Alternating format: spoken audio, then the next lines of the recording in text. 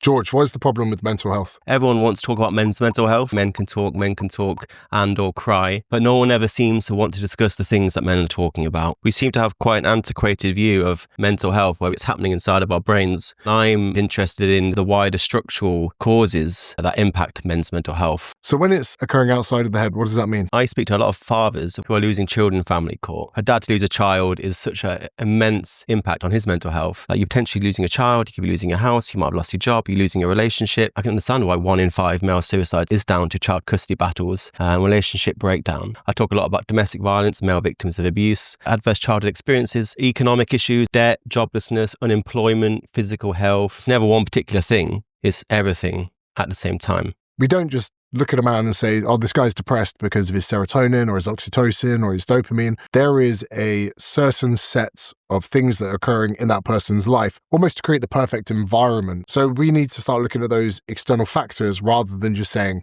here's an antidepressant. You can understand any set of behaviours or feelings if you can understand the lived experience of that person. That's the door I'm trying to open. Men are not some static object. That man's a product of a lifetime of experiences. And then what's even more sad, particularly for men, is that a lot of the coping mechanisms they use, drinking, eating lots of food, gambling, porn, they're coping mechanisms that might work in the short term, but long term make the problem worse.